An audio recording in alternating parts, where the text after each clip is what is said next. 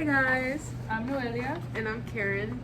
So this is our project, CryBaby, that is Karen's page, and Taco Bell, which is my page, that is CryBaby and TacoBells Journey. So this is a project we've been working on all semester. We've been pushing through, fighting through, taking samples, everything. At first we thought it was like, this is pointless, but in the end we realized that it was for just so we can make our great discovery that we did with our stages, Taco Bell and CryBaby. So now I'm gonna pass it down to my colleague Karen. She will read the abstract. So for our abstract, what I'm going to be explaining is where we found our page and why we decided to name it CryBaby and TacoBells. So my page, which is CryBaby, the sample was found in Plano, Texas, and it was near the center of Collin College, buried and surrounded by soil, and like near the bushes in the main campus, in the center of the main campus outside. And then my page was actually originally named Bush, because I found him near the bushes and it reminded me of George Washington, like George Washington Bush. Anyways, but we were working on our pages like every other week.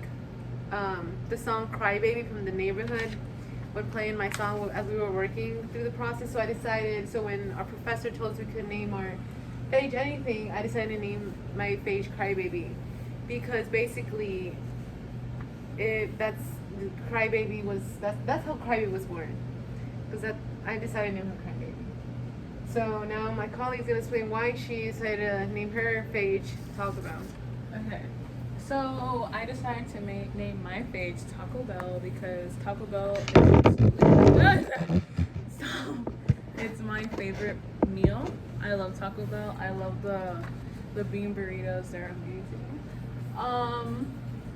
So I collected my sample from my backyard because my backyard actually has a lot of soil, and it's absolutely coated with soil. So I thought, why not pick this place? Like, while I was debating, I was literally thinking about a pond, somewhere at Collin, but I just chose my backyard. So that morning when I was picking out my sample, I went with my friend down to my yard, and we got a sample of my soil. So I chose that one, and I chose Taco Bell because Taco Bell is my favorite food, and I love it. My kid loves it, and Taco Bell is just amazing. So now,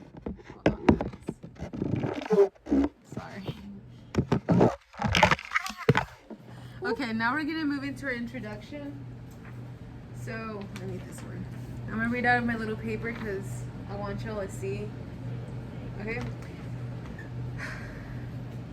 So basically, it's what is mycobacteria. Mycobacteria are a type of germ in which are immobile, slow-growing, rod-shaped, gram-positive bacteria with high economic. And then how do we find phages, and where can the phages be found? So when finding a phage in bacteria, they can be found anywhere, including in soil, inside animals and plants, and even the ocean.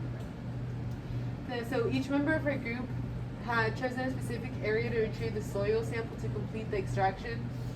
So the phages are viruses that infect bacteria and are considered to distinct from cellular life due to being able to carry out many of the biological processes required for reproduction.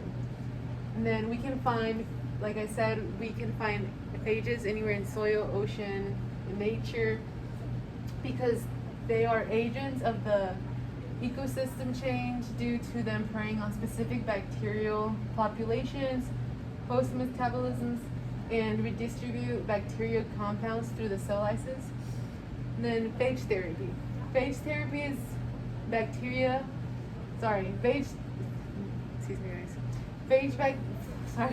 Phage therapy is the application of bacteriophages that can encounter a specific pathogenic bacteria and can eventually kill them. They lyse the bacteria and release progeny that can continue the cycle and migrate to other sites of the body that carry the infection, and then phages are able to increase their numbers when in the presence of bacterial targets in order to kill them. So that was just a little introduction about what really is mycobacteria. Sorry, don't look at me like that. Okay, mycobacteria, and then where can phages be found? And phages can be found easily. Okay, if we can find one, y'all can find one. Okay, so here are photographs. Right here. So I need to get a picture. I need to get closer so you can see that. So here are photographs. Here is CryBaby's results. So here are her gels. We're gonna zoom in closer. Her gels, and then we have her webbed plates. As you can see, Bush right there. As like I mentioned earlier, it was Bush. That's CryBaby. Well, it was originally named Bush, but we decided to name him CryBaby. Okay, and then here's her. This is my TMI image. You can't really see him, but he's right here. Hold on. Can we see? Detail. Yeah, I hope you can see him. Can y'all? Yeah, right there. Okay. And then we have our plaques, which you can't really see the plaques in camera because it's not really grabbing them, but there's like some here and then some here. You have to really put it up into the light for them to really see it. Okay, so here are mine for Taco Bell. Here is my gel. And then here are my webbed plates. Here is my image. You can see mine right there. Hers is like right, it's like this one. Yeah, this the one tail right is here. right there. And then right here you can see the plaques. You see all the little ones right there. Yeah, you can see. If you hold it up to the light best, that's where you can see the plaques. Okay, so now I'm gonna read the discussion. Do I put it back? No, just hold it up. Okay. Alright, so discussion. So that's good.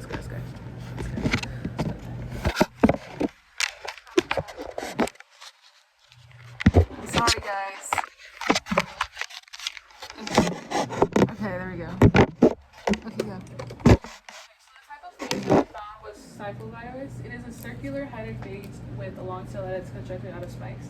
What we were fortunate enough to learn throughout this experiment and our repeated trials is that cyphovirus was found in all of our samples. Cyphovirus was found in all our samples. Cyphovirus has been built up through a variety of results that mainly focus on the discovery of any sign of life. When our samples were plated and hardened by the auger, we were able to pick our plaques and go through a variety of trials to finally be able to discover the virus that we had been desperately searching for. We learned that in order to find the results we were looking for, what we have to conduct the experiment step by step.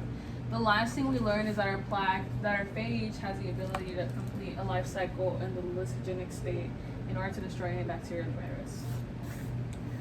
So here are some photographs that we found. So in this one, it shows like of the virus and how we like diluted all of that, or dilution. That's what I say, right? Like dilution and how we put the agar and all of that. Same here. It shows us how we plaqued our little plant. I think I'm gonna show them. It might look a little confusing, but since we did this process multiple times, it was a process that could be easily done. So like it's just the 10 and 10 to the -1, and then these are your plaques, just to see if you could have any fade. You see if you could find if you could get any plaques. Yeah, so basically we picked each plaque and then we did a sample for each. Like I said, we had different tubes, and we plated each sample that we did each time and put it in a top auger in order to see if we had any plaques or not. Yeah. And then we also used the references for phages. Al Shayeb was R. Sachdeva, Chan Alex, and Clades was. I used that website in order to find information about our phages, and Science Direct, and also an encyclopedia article written by Science Direct as well. 10 minutes. Okay, so this has been our journey, Taco Bell, CryBaby and TacoBells journey. I really hope you guys enjoyed it. Here are our results. We worked on the entire semester on this, and the phages can be found in soil and anywhere. All right, I'm Noelia. And I'm Karen. And we are ending this presentation. Thank you.